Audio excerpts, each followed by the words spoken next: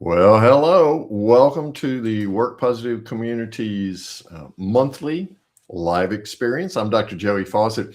If this is your very first time joining the Work Positive Community for these monthly live experiences, just a little bit about me. I'm a firstborn son. I'm a brother to a brother, husband to one wife for 43 years. I'm girl dad to two phenomenal young women, girl pops to two delightful granddaughters who are almost 6 years old. Pops, she's fond of telling me. And then also a 6-month old who's bringing lots of joy into our lives right now. Also, I'm a best selling author. In fact, my latest book hit #1 in 3 Amazon categories this very morning. I'm a positive culture architect. I'm host of the weekly Work Positive podcast and share the Work Positive newsletter weekly as well. I want to invite you to stay with me to the end of our time together. I have 2 free gifts for you, plus I have an opportunity that's guaranteed to transform your work culture and you in miraculous ways for a lifetime. And isn't it that's the way it happens? It transforms work culture and transforms you. I am so glad, so very humbled that you chose to join us today. And I am grateful and thankful for this opportunity to be with you, especially to those of you who are live. Appreciate you being here live. If you're watching the recording, also thank you for the gift of your time. So let me ask you this question. Our theme today is how you can stop the revolving door and retain top talent today. So let me ask you a question about that. Are you tired? Okay, not just generally because you haven't had enough coffee, but are you tired of watching your best people walk out the door? Just drop a yes in the comments right now if you're tired of watching your best people walk out the door. Have you spent thousands? Go ahead and drop a comment in there. Have you spent thousands, maybe hundreds of thousands of dollars recruiting and training someone only to see them leave for a competitor who offered maybe, say, a slightly better title or a little more money? Put a yes in the comments if you have. Anybody just exhausted today? The revolving door of hire, train, and exit is worn you down, man. The starting over and wondering what you're doing wrong is just relentless, isn't it? Drop a yes in the comments if that's you. I want you to know today that you're not alone. Many, if not most people, leaders are just like you. But the good news today that I'm bringing you is it doesn't have to be this way. And that's what we're talking about today, how you can do better, how you can stop that revolving door, how you can retain top talent today. The purpose of our time today is to give you practical strategies and tactics, because that's what we're all about here in the Work Positive community, things that work at work. Practical strategies and tactics to stop your revolving door that's in your work culture. I think of it as a revolving back door so that you retain your top talent. So here's some of what you're going to discover in our hour together today. Why 68% of employees leave for reasons that have nothing to do with money and what they look for that you can provide. Secondly, we're going to talk about practical strategies from 8 proven culture architects, people leaders, plus myself and my 40 years of experience who have transformed retention in industries all the way from healthcare to blue collar trades to global consulting. We're also going to talk about, thirdly, what a proper onboarding, just alone, proper onboarding can do to increase your retention by 50% and accelerate productivity of your folks by 60%. We're going to talk fourthly today about that one question that predicts engagement 6 times better than any other metric. And no, it's not about money. And fifth and final, we're going to talk today about why empathetic leadership adds 2.5 years. 2.5 years to how long employees picture themselves staying with your company. So that's what we're going to talk about today, how to stop the revolving door, how to retain top talent today. And if you have been on one of these before or read any of my little books before, you know I love to use acronyms because that's a mnemonic device that triggers our memories best and fires those neurons, right? So this month, we're using the word retain, RETAIN, as our acronym. I know that for some of you, I'm from the South in the US, and so when I say words, sometimes I need to spell them. So retain, RETAIN. is our acronym today. We're going to retain top talent today. So let's first talk about the R in retain. The R in retain is for realign. Realign to retain. Current alignments in most of our companies have pretty much a singular focus, and that's on the financial metric. How much revenue, how much profit. Now, financial metrics are super important. Your organization must be sustainable. But here's the reality. We spend so much time talking about the financial capital that we miss the human capital side of this equation, because we're myopic around the financial metric and we're missing the financial capital and we're missing the human capital. We must grow people to grow profits. That is, it's grow people and grow profits, not or profits. It's not a forced choice. It's an and. Darren Tully is a good friend of mine. I had him on the Work Positive podcast. He described an awakening about how people and profits must balance. Or another way of thinking about it is how happiness, people, and performance, profits, must be balanced. He had this awakening at a workshop where he spent 4 days genuinely getting to know his colleagues, all of whom were different from Darren. And he told me on the podcast that by day 3, something broke open inside of him, his words. He realized he lived in a bubble of sameness, he called it. That is, he was hiring people like himself, and he was missing perspectives that could have made his team so much stronger. So he was making hires based on the financial capital metric as opposed to balancing that with the human capital metric. So here's how Darren described his experience about this awakening when I interviewed him on the Work Positive podcast. I was not only holding back other people's possibilities, I was actually holding back my own. Wow. My own joy, my own company too. Opportunities. Yeah, in the company too. Absolutely. We did things we never thought we could do. There's a lot of proof from research about productivity is enhanced by over 15, even 20%, depending on the study, about happier employees are actually more productive. And when you focus on employee experiences, there are studies where folks are 4 times more profitable. Their nurse turnover has actually been cut in half from 27% down to 12%, wow. Which with all the nursing shortages and burnouts that are going on in the industry, that's a pretty important number. And it costs about $50,000 per nurse to replace. Yeah, so you hear Darren balancing the financial capital metric and the human capital metric. He's got his finger right on what happens when we realign to retain. The business reality is if for profits to grow, you must grow people. So that lesson's really clear. When you show the people they matter and they belong, the financials follow right along, right? The R in retain is for realign to retain. So I promised you strategies and tactics because that's what we're all about here in the Work Positive community. So let's look at the retain action step that accompanies realign to retain. This week, I want you to identify one employee who's been with your organization for more than a couple of years. And it's an employee who's been with you more than a couple of years and performs well. Take them to coffee or to lunch or to tea, whatever it is that you enjoy doing. And avoid talking directly about work. Talk about them. Ask them questions which show interest in them, because all of our favorite subject is ourselves, right? We love to talk about ourselves. Then ask them 3 questions. And it's coming from a very personal orientation, because remember, we're balancing the human capital metric with the financial capital metric. So just ask them these 3 questions. And you see these questions here. Ask them, what made you decide to stay here when you could have gone somewhere else? What made you decide to stay here when you could have gone somewhere else? You can secondly ask them, what's one thing we could do better as an organization?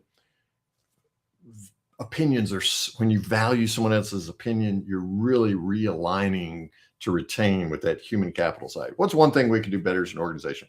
Or thirdly, ask them, what keeps you energized about your work? What keeps you energized about your work? Now, as you ask each of these questions, really listen, absorb. Then after you do it with that employee who's been with you a couple of years and performs well, do it with the rest of the team. I refer to it as lather, rinse, repeat, which If you look at my head, you might think I don't know much about shampoo, but anyway, I can read my wife's bottle in the shower. So these conversations can teach you more about how to stop the revolving door than any survey monkey that you could ever do. So which one of these three questions do you think is most important for you right now to ask in your own particular environment?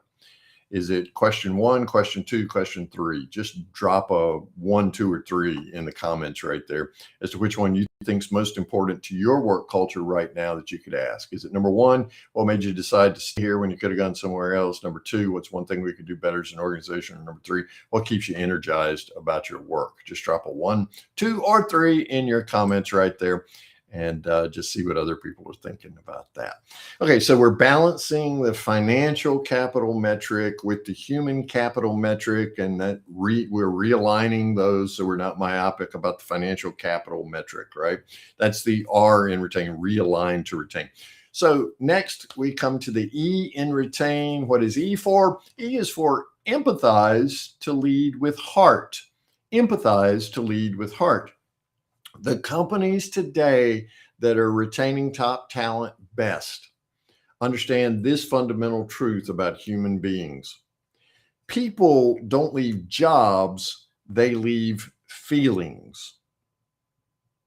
People don't leave jobs, they leave feelings. You with me? They leave, what do they leave? These feelings are they leaving? First of all, they leave feeling unseen. I mean, I've literally had employees tell me I'm invisible here. Secondly, they leave feeling unheard. Nobody listens to me. My voice is silent. Third, they leave feeling undervalued. I don't matter to anybody around here. They're not going to notice if I'm gone. Fourth, they leave feeling disconnected. You know, I don't even know the people I work with. I don't know anyone. Fifth, they leave feeling purposeless. I'm not even sure why I ever came to work here. I mean, some of the statistics I read suggest that 50% of the people who make a change in the first 90 days, some surveys say 60 days, 50% of them say they wish they hadn't moved because I'm invisible, nobody listens to me, I don't matter, I don't know anyone, why am I here? Now, the beautiful news for you and me as people leaders is these feelings can be transformed, okay? We don't have to stay stuck there, we can do something about it. And empathizing to lead with heart is a key to that. Rob Volpe is an empathy activist. He refers to himself an empathy activist, and he shared with me a statistic on the Work Positive podcast that should alarm every one of us. Let's listen to Rob share this statistic, okay?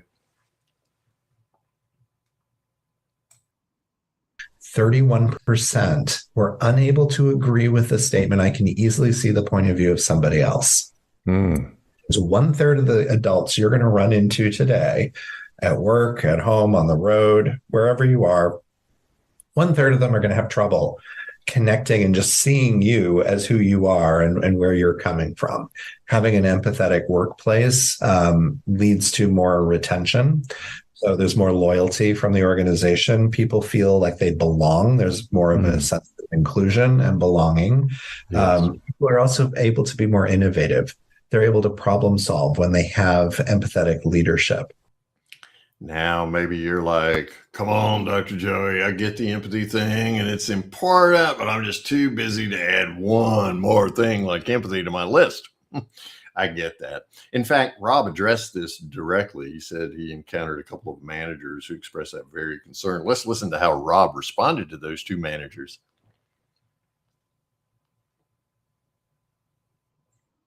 31%.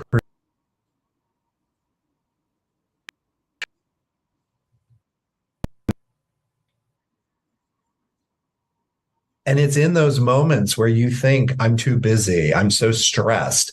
That's when you need to pause and take that curious breath, make the space to actually, and it's we're not talking about days or weeks. It can happen in milliseconds.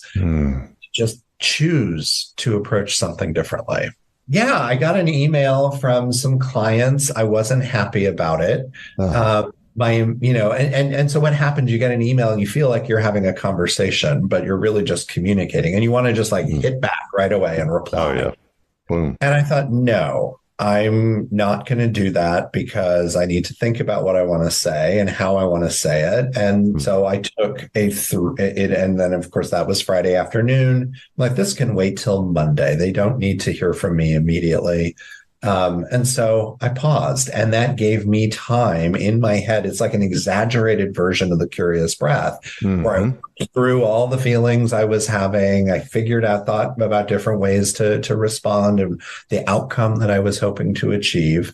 And then on Monday, I was able to sit down and craft a better response that was much more open and going to. Boy, I love that. I love Rob's phrase, curious breath. It just gives you an opportunity to express some empathy. I taught a course on the ethics of leadership for a major university for a time. And in there, I think his name, Stephen Phillips, was the author of Lincoln on Leadership. It's about Abraham Lincoln. And when Abraham Lincoln was assassinated, following his death, they were cleaning out his desk. And they discovered in one particular drawer a huge stack of letters addressed to various persons who were critics of Lincoln. And so, of course, they were curious and opened some of those letters and discovered that these were letters that were, shall we say, responses, or more to the point, reactions to some of his critics. And they were not very kind letters. Well, what Lincoln had done was to express it, the cathartic act of writing a letter, sealed it up and put it in that drawer and never sent it. So good news is Lincoln had lived long enough to learn he didn't have to say or send everything he was thinking. So this whole activity of a curious breath, he took enough curious breaths to write a letter, right? This whole notion of a curious breath is your tactic to use with empathy. In fact, what I want to do is give you a specific way of applying curious breath. Whenever you want to ask someone, and this is your retain action step, the E is for empathize and lead with heart. Instead of asking someone, why did you do that? Rob offered 5 alternatives. And here at our company, Work Positive Today, we train coaches in the ICF 8 core competencies for coaching. We train coaches all over the world. And so this is one of our strategies for that coaching, to a tactic really for coaching better. Coaching with empathy, in fact, rarely use why. Just stop using the word why. And there are 5 alternatives. So use who, what, where, when, and how. For instance, let me give you an example. If you're tempted to ask, why did you miss that deadline? You hear the defensiveness. Okay, why put someone on the defensive? So instead, take that curious breath, rephrase it, and say, what happened with the timeline on that project? Now you're gathering the same information, but you're not putting the person on the defensive. You're asking them to just describe for you what happened. Or you could say, who helped you with that project? Where did the project derail? When did you experience a first problem with the project? How did that project go for you? You can really open it up to an open-ended question. There are lots of ways of asking it: who, what, where, when, and how, instead of why. And so you're gathering that same information, just a completely different emotional experience for your team member. And what you're doing right there is being very strategic. You're taking that curious breath and you're using empathy. In fact, there are some, like Rob, who suggests that empathy is your greatest weapon in the battle to stop that revolving door and retain top talent today. So let me just ask you, which one of those 5 reframed words is easiest for you to use right now to retain top talent? Instead of why, is it who, what, where, when, or how? Which one of those 5 words? Just drop that number in your comments there, 1, 2, 3, 4, 5. As to which one you think you're most likely to use. Shelby, we appreciate you commenting there. Thanks so much. So the E in retain is for empathize to lead with heart. So we're realigning financial capital metrics and human capital metrics to retain. That's the R. The E is for empathize to lead with heart. The T in retain, this third strategy, is for take it to the limit. And yes, I'm old enough to remember when the Eagles first started playing as a band. And yes, I did steal the T here, take it to the limit, from one of their song titles. If you don't know what I'm talking about, just go on YouTube. You'll find it there. Okay, here's the deal with take it to the limit. People give up time to come to work. What kind of time are they giving up? They're giving up family time, friend time, fun time. I mean, there are a lot of things they'd rather be doing oftentimes than coming to work in a typical non-work positive culture. If work doesn't offer them something of equal value for their time, like meaningful relationships, like purpose, like personal growth and development, they're going to resent the trade of their time, trading off work time for a friend or family or friend fishing time. They're going to head for the revolving door because work has got to give them something meaningful. I think of this as an equity of exchange. So I'm trading time. I could be with family, friends, and having fun with work time, right? There's got to be some sort of equity of exchange here between the quality of life and work. And what happens is it gets out of balance really, really quickly, particularly when your culture is toxic, if I can use that word. The revolving door spins so fast in a toxic culture that it's really dizzying at times. And it's hard to tell the front door from the back door at that point. So when you take it to the limit, you want to at least slow down or stop that revolving door by making this equity of exchange in balance.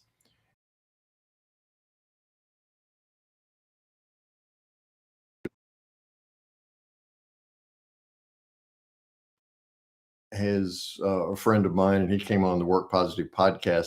He has seen his fair share of toxic dynamics. In fact, that's sort of his specialty. He goes into toxic cultures and team conflict, helps them find a gracious way out. Steve's approach to transforming these cultures and taking it to the limit in the relationships with that in that toxic culture, it centers on this phrase: grace creates space. That's worthwhile to write down or to type into your notes. Grace creates space. Now, what does that mean practically in the workspace? Steve defined grace creates space for us on his Work Positive podcast episode. Here's the way he described it. When you give a team the space to look at what isn't working and let their voices have value, not to gripe or complain, but to then be able to say, okay, what do we need to do to move forward, and how can we create some new agreements to do that? And so if we can give the other person a little bit more, ourselves some more grace, and other people some more grace, and create this, it's corny, but grace creates space, right? So it really gives you that opportunity just to hit the reset button. I love that, man. I always need to find the reset button. Now, what I want you to do is combine Rob's and Steve's concepts here. Rob's for curious breath and Steve's for the grace creates space. So do you hear the space that Steve's talking about there for a curious breath or two? I don't know about you, but it takes grace for me. Gracious, spacious culture transformation is vital. It requires you and me as people leaders to extend grace first to ourselves and then to our teams. Perfectionism just isn't an option, at least not in the human experience. And what happens is perfection and procrastination travel together. So I don't ever quite get the job done because I'm trying to make it perfect. And that leads to toxicity because I resent you for not getting your project in on time and the product is delayed and it never happens. And so, or if the opposite but equal reaction happens and you start rushing, then mistakes happen. But when grace is present, not that we always overlook bad behavior, okay? That's not what we're talking about here. Just when grace is present. Somebody's doing the best they can and it still came up short. When grace is present, then something magical happens people feel safe enough to be honest. Hey, I didn't get this done. This is broken. And they feel brave enough to help fix it. That's the take it to the limit aspect of retaining top talent. I'm honest about what's broken, and I'm brave enough to help fix it. It's broken. Here's what I think we can do to fix it. So here's what you want to do in taking it to the limit. Here's your retain action step for the T in retain, which is take it to the limit. This week, I want you to have a conversation with each of your direct reports about something that's not focused on tasks or deadlines or deliverables. Here's what I want you to talk with them about. Remember, we're taking it to the limit, right? This curious breath, and grace creates that space. 4 questions I want to suggest you ask. First, what are you passionate about outside of work? What are you passionate about outside of work? By the way, yes, I'm going to ask you to comment with a 1, 2, 3, or 4. So if you want to go ahead and do that, Shelby, thanks again. 2, what skills do you have that we're not using as a company? What skills do you have that we're not using as a company? 3rd, what would you love to learn?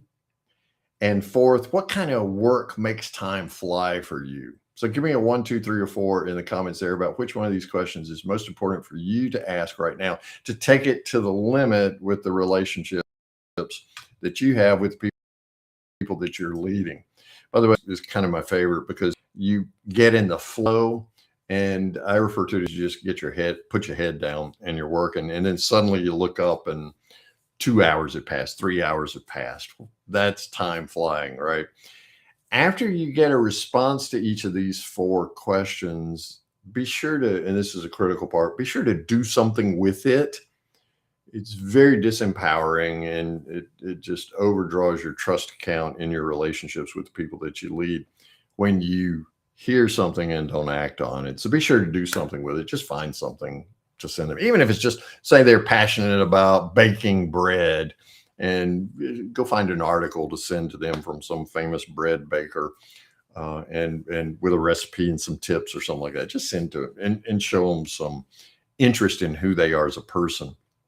So that, my friend, is the T in retain, which is take it to the limit. So the R is for what? Realign to retain. And here we're talking about realigning that balance between the financial capital metric and the human capital metric.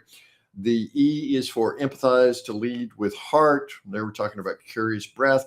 Here, the T is for take it to the limit. We're using our curious breath to create some grace, right? Which makes for some space. So that brings us to the A in retain, which if there were one of these, I know I'm not supposed to pick favorites among my children, but if there were one of these elements in this particular framework, this is the one where I want you to sit up, pay attention, and do something with it. Here's your do one thing, right?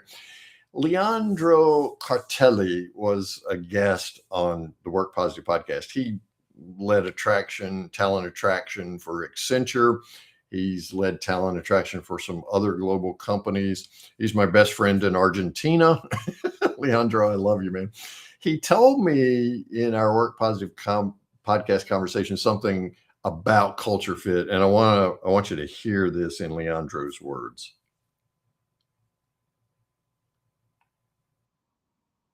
If you have individuals that are the right cultural fit, collaboration is likely to improve by over 50%, right? All of these things we didn't know. If you have the right cultural fit, you reduce turnover, right? By like 20 or 30%. Every time someone leaves the company, it costs a lot of money. Did you catch that? You reduce turnover by 20 to 30% when you get the culture fit right. That's a big number. I mean, let's just do an application of that. If you're a company, say you got 100 employees, you're not huge, but you're big enough. You got 100 employees with typical turnover. That's potentially keeping 20 to 30 more people over the course of a year. Now let's do the math. What's their average salary? Okay, take that number in your mind. The most conservative number I see for replacing an employee has to do right at around 2.5 times their salary to replace that person. The highest number I see is 10x. So just take the average salary in your company times 20 or 30, then times, we'll say 5%, just to give you a nice number there. That gets to be some serious money pretty quickly, doesn't it? Okay, that's the financial capital metric. Let's look over at the human capital metric.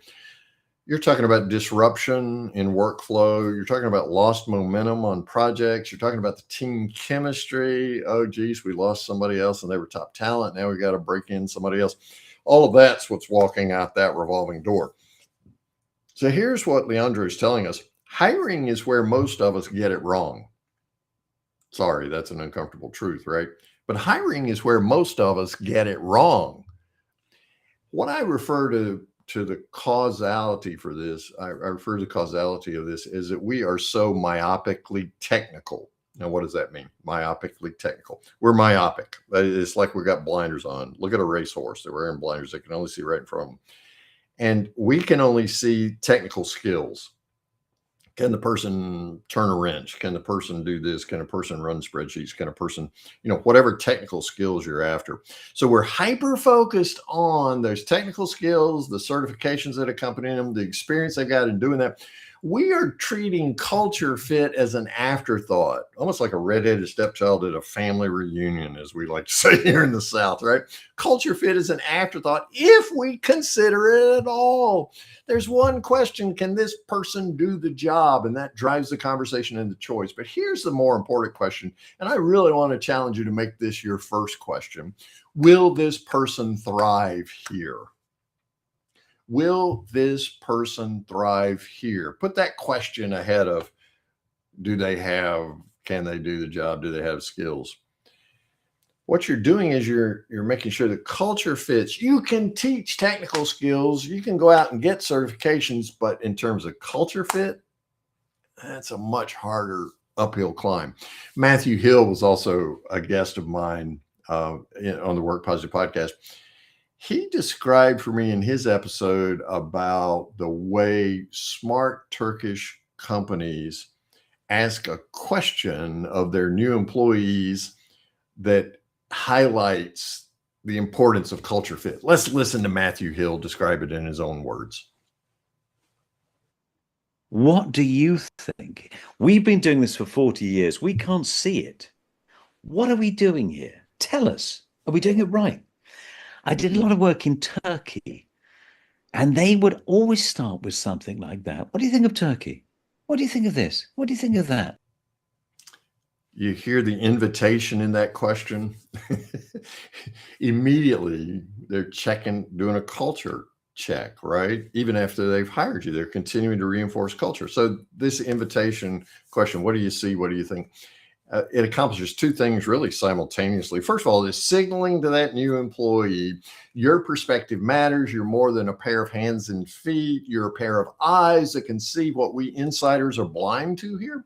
And secondly, it surfaces genuine improvements. And you see how that's beyond technical skills. This new hire is noticing inefficiencies that we veterans might have stopped seeing years ago in our company. They are asking the question, why do we do it this way? And they're asking it about processes that frankly haven't been questioned in years and years and years. Now, why does this work so well? Here's how Matthew explained to me why this works so well. They were lowering their own power with a bit of vulnerability, which made you feel better and gave you just a little bit more confidence, and you had permission to speak. It was very clever. So it was diplomatic and warm and multifunctional. They were literally looking for the feedback and the hard truth, and sometimes you gave it, but they were encouraging you to join. Attraction to fit culture requires that we understand our culture and are growing the kind of culture we want. And that makes it easier to hire right and to hire out of an attraction beyond technical skills, but to a culture fit. So it's a bifold process. It's like two sides of the same coin. Okay. So if you're attracting to fit culture, the A in retain, that begs the question, what kind of culture do you have? So that's our retain action step for this particular item, attract to fit culture. You see why this one's so important when I set you up a moment ago. So let me give you 3 questions to ask to help give definition to your culture. What I want you to do is get your leadership team together, and it's important to start with your leadership team. Ask them to answer these questions honestly. I know that requires psychological safety, right? Answer these questions honestly. The first question is, what is it really like to work here? Really like to work here, not what we hope it's like to work here, what we think it's like to work here, what we wish it was like to work here. No, what's it really like to work here? Then secondly, ask them who thrives here. And it's okay to say, well, Susie does, and here's why. Sam does, and here's why. So it's okay to attach it to people because you're talking to your leadership team. And then thirdly, the converse of that is who struggles here? Who's struggling in this kind of culture? All right. So those 3 questions are really important. Why? Because they reveal patterns, and those patterns are your culture. You can hire for fit as you articulate those responses very clearly. And when you hire for fit, that's your best line of defense against turnover. So which of these 3 questions, put in the comments, 1, 2, or 3, which one of these questions is most important for you to ask your leadership team right now in order to retain top talent and attract to fit culture well? Is it 1, 2, or 3? And Shelby, I appreciate you being live with us today and putting your numbers in for these comments. Thanks so much. Culture fit, again, is so important because literally you're stopping the revolving door as they're coming in the front door, and you're retaining top talent today with every candidate who's going to walk through that front door with you. Okay. All right. So the R in retain is for what? Realign to retain, and we're realigning and balancing that equation of financial capital metrics and human capital metrics. The E in retain is for what? Empathize to lead with heart. We're taking curious breaths, and we're asking better questions, 5 kinds of questions as opposed to why. The T is take it to the limit. We're really maximizing our relationships there, and that curious breath allows us to have enough grace to create some space. And then the A, as we just talked about, is the attract to fit the culture. So what is the I in retain all about? The I in retain is for integrity. Integrity has to be a part of the structure of your culture. So you're creating what I like to call a purpose-driven culture. When you have integrity in the structure of your purpose-driven culture, you literally can weather any storm that your company is assaulted by, and your team and your company are assaulted by storms every day, right?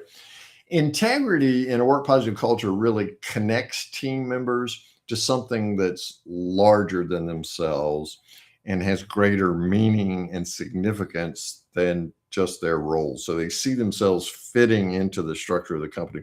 And yet simultaneously, each person is responsible for their contribution to that something larger. So I see my piece in the puzzle, and I see how I fit into making the picture complete. It's at this intersection of, I understand my contribution to the larger. It's at that intersection that the essential nature of accountability emerges. Now, my definition of accountability is putting just enough pressure on someone to bring out the best in them. And that's what Jeffrey Klubeck talked about on his episode of the Work Positive podcast. When integrity is in that structure, it's a part of putting just enough pressure on them to bring out the best in them. And yet so many of our cultures just aren't set up to understand this positive role of accountability. Here's the way Jeffrey Klubeck talked about accountability.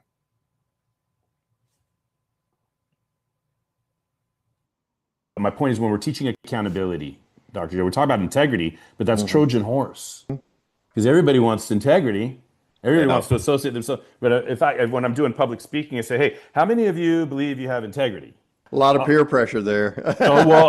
Yeah, but 100% of the room will raise their hand. And now that, never mind how I got, all right, repeat after me. I swear not to shoot the keynote speaker in 40 minutes. Right? And then I don't want to offend you. Hang on, let's make sure we're talking about the same thing. But and then I do go want on to and offend you to make you think about I want to hold up the mirror. I want to activate the attention that they can pay to themselves.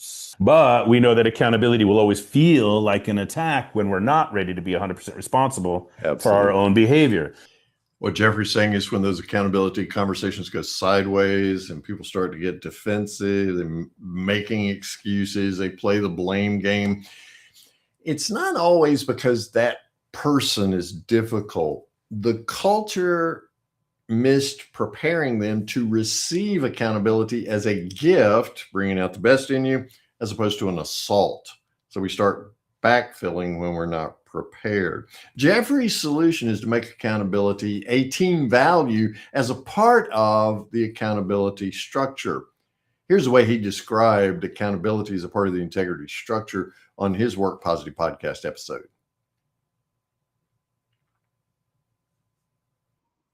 And if teams and cultures can share this language, share the model, and come together and encourage each other in safe dialogue, safe spaces, and share their integrity game answers with each other, right? So you can play it as a team. Hey, we are a team. We're a collection of individuals. We all have our answers to our own integrity game, but now let's play it for the team. What's the purpose of the team? What's the purpose of the project? What are our competitive advantages? We have the potential to what?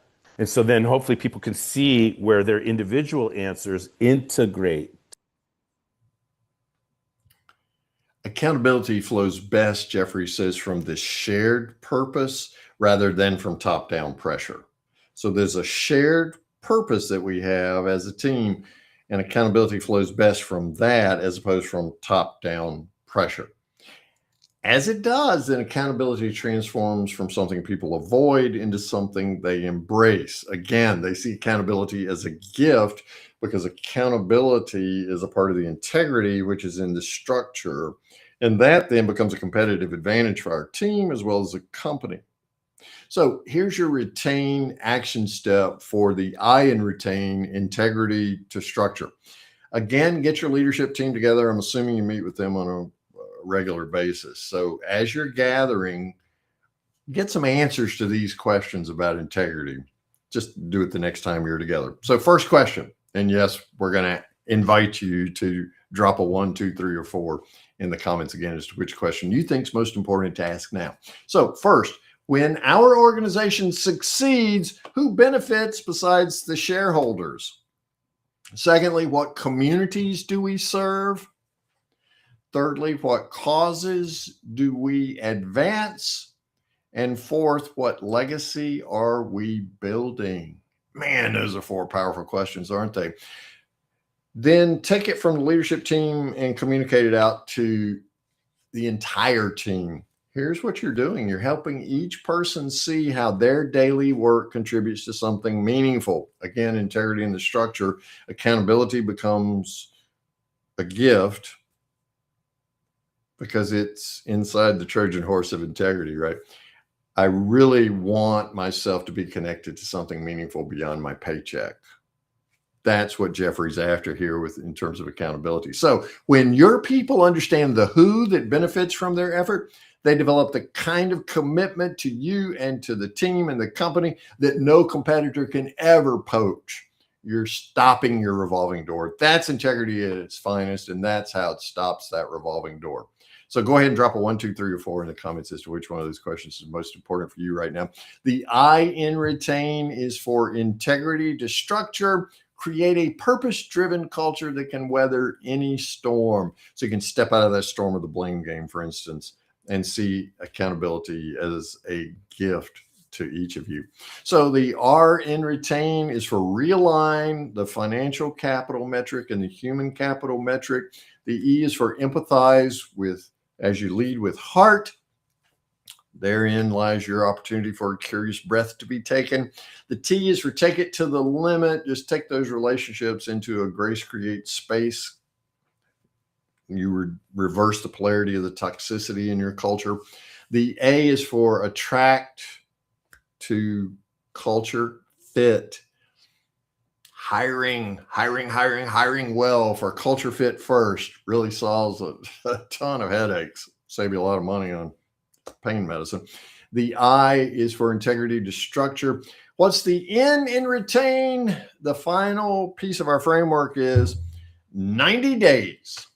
You've got 90 days for your new hires to grow roots in the company. And here we're talking about onboarding and being prepared for new persons to join the culture of your company. Ryan England is a great friend. In fact, he and I are enjoying a Zoom call later this afternoon just to hang out some more. He told me on his episode of the Work Positive podcast about a young woman who was just entering the workforce. So I want you to think new college graduate, dressed to impress, first day at her new company. Let's listen to Ryan as he tells this story. He does a great job of telling it. I was just talking to somebody. He was telling me about his daughter, and he said his daughter's just entering the workforce. And so she's learning the hard way how bad employers can be. Ooh, bless her heart, as we say. So she goes to work at this one company, and she shows up on day one, and they have like a banner, and they're excited. No. What? They looked. She looked around, and she goes, "I'm here for my first day." And the person's like, "Who are you?" Yeah. And she's like, no, I'm here for my first day. They told me we're excited. This person hired me. Yeah. Oh, well, that person doesn't work out of this office. Yeah. And she's like, okay, so what do I need to do? They're like, why don't you sit there and we'll figure it out. 3 days later, they fired her because she wasn't performing well. Did you hear that? 3 days later, they fired her for not performing well. Whew. Okay, maybe that's a dramatic story. Maybe you've not had that experience, but she has. And the sad reality is there are far more people who are experiencing that than you know. But not if you have a work positive culture company, right? Because you understand that in order to retain top talent, you have 90 days to root them. Now, what's to happen in those 90 days? I'll tell you how you can find out more about what you can do in those 90 days in just a moment. But Chuck Cooper is a dear friend, lives down in Charlotte, North Carolina. We get to see each other on at least a semi-regular basis in person. Absolutely love Chuck. You've heard him on the Work Positive podcast a couple of times. He shared a practice with me on his most recent episode. And this is what separates good companies from great companies, also from sorry companies like the one we just heard about. As to what happens in those first 90 days, here's the way Chuck describes it. One of the things that I've seen that's been really beneficial is when a new person comes to a company, is that the CEO of the company or maybe the highest ranking executive that's on that location to meet with that new employee and to talk specifically about the culture of the organization, to be able to explain what the culture is. And so if you are not willing to sit down and have that conversation and really stress the importance of the culture with your new people, you will have a higher potential of losing that employee the first 6 to 12 months. Okay, let's think about the math. 20 minutes with the CEO or the highest ranking official on that site. 20 minutes. Well, let's say that person's time is worth $1,000 an hour. Okay. So let's take a third of that. We'll say for round numbers, $330 for 20 minutes. Okay. $330 for 20 minutes versus, remember our equation earlier? What is it? 2.5 times is the conservative estimate, up to 10 times an annual salary. So let's say that person's making $50,000 a year. Let's go 2.5 times that. What's that? 125,000 or so. That's what it costs to replace them. So 125,000 versus $300. Friends, that's not fuzzy math. That is good math. So take your highest ranking person on your site, put them in front of that new hire for only 20 minutes, and you stop the revolving door, and it costs you virtually nothing compared to the most conservative estimate for what you're going to face if you don't do it within those first 90 days, right? So here's your retain action step. The N is for 90 days to roots. What you want to do is pay as much attention to onboarding as you do hiring. In fact, I would even recommend paying more attention to onboarding. Map out what a new employee experiences in their first 90 days and get it at a pretty granular level. Here's what we want to happen on the first day. Here's what we want to happen on the first week. Here's what we want to happen in the first month.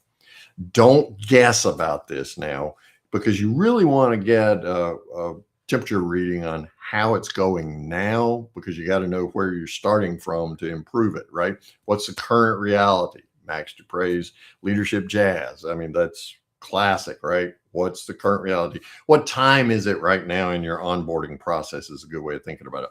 So let's ask that, let's find a recent hire, let's shadow them, and let's ask them 4 questions directly. Okay, you ready? Ask them, where were the moments of confusion for you as you came to work here? Secondly, when did you feel lost? Now, notice that's a feeling, because people leave jobs. Why? They don't leave the job, they leave feelings, right? When did you feel lost? Thirdly, what questions went unanswered too long? If you're hiring a guy my age, and if you wait more than 2 hours to give him the key to the men's room, it's going to be a problem, right?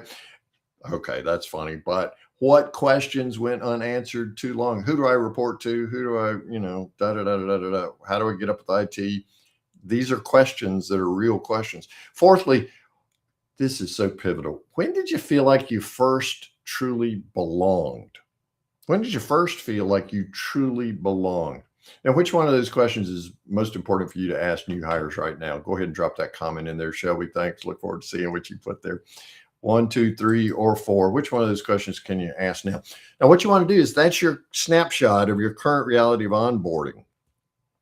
Draw out a 90-day roadmap with clear milestones that fixes any gaps that you discover by asking those 4 questions. Because, friends, when you make the first 90 days about that new hire and help them grow roots in the company, they will make it all about you for years to come. Again, you've stopped that revolving back door and you're retaining top talent. So which one of those questions is most important for you right there? 1, 2, 3, or 4. So that's the final step to stopping the revolving door so that you retain top talent today. That's the in retain, which is 90 days for roots. So we've reserved some time for questions and answers, for your comments. Go ahead and begin to put your comments in there. Something that was a key takeaway. I'm always interested in key takeaways. Which one of these 6 items, RETAIN, is most important for you right now? Would be a great comment to make. If there's a question about, hey, Dr. Joey, how do I do blah, blah, blah, go ahead and put that in there. Again, it's realign to retain, empathize to lead with heart. T is for take it to the limit. The A for attract, fit, culture. The I for integrity to structure. And the N is for 90 days to roots. We're growing roots in the first 90 days. So I promised you at the outset an opportunity to get some free gifts. So I got 2 free gifts for you. Here's how you get them. Today's live experience has been based on my latest bestseller, Stop the Revolving Door, How to Retain Top Talent Today. Stop the Revolving Door, and you see a picture of it there. It's absolutely free. I'm not going to send you any chocolate. Okay. Although I wish I could, because that chocolate looks incredibly delicious and I could use a piece right now. Stop the Revolving Door, How to Retain Top Talent. Let me tell you how you get a free copy. First of all, you can go right now to your Amazon account, put in Stop the Revolving Door, Dr. Joey, and it'll bring it right up for you. The Kindle copy is free today. This morning, as I mentioned earlier, it went #1 in 3 different categories, significant human resources categories. Thank you, thank you, thank you to all of you who've already picked up your free copy. If you have yet to do that, it's an advantage of being live here, right? You can go get your free copy now. And if you're on your way to a lunch appointment or something like that, and you're listening in the car, it's okay. Take time after lunch to do it. You actually can get them free through, I think it's Saturday, isn't it, Annalisa? So they're free through Saturday. If you're watching the recording though, and you're thinking, oops, I missed it out because it's past February 21, it's okay. I've got your back. Connect with me on LinkedIn, send me a direct message on LinkedIn and just say, hey, Dr. J, what about that free copy of Stop the Revolving Door? I'll send it to you as a PDF, and you can pull it right into your Kindle and read it just like you would if you downloaded it today. Okay. So that's the first free gift.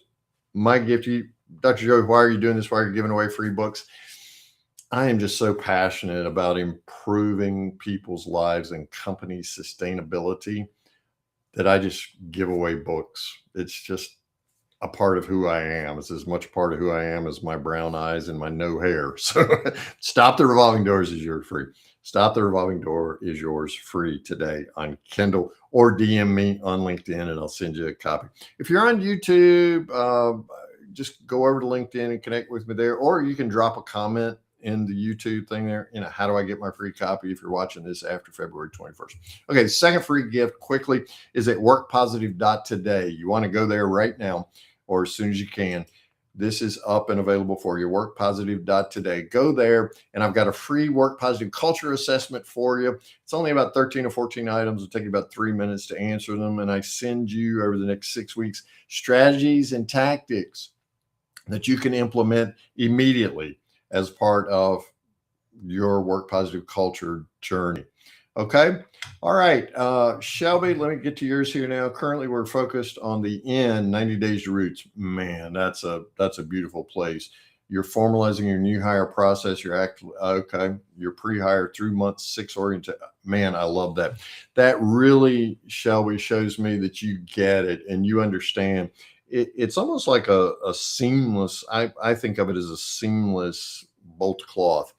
From first listing, you're revealing your culture as a Work Positive culture.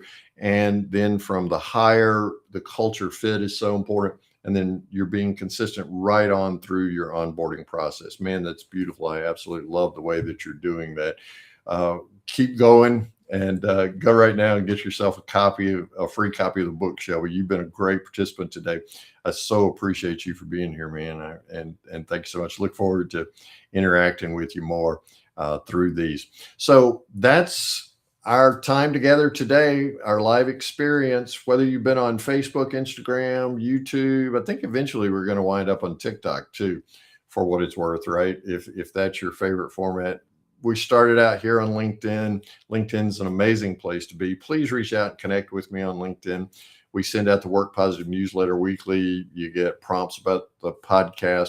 If you enjoy the podcast that you see here that I've talked about today, in the book, Stop the Revolving Door, there's a QR code if you get the paperback, if you prefer that. But there's also hyperlinks in the Kindle. You can just click on those, and we've got a page prepared for you to go to. All the podcasts are there, or you can just go and like us on your favorite podcast platform. And we're out there weekly with amazing people that I'm learning so much from about how to create a Work Positive culture.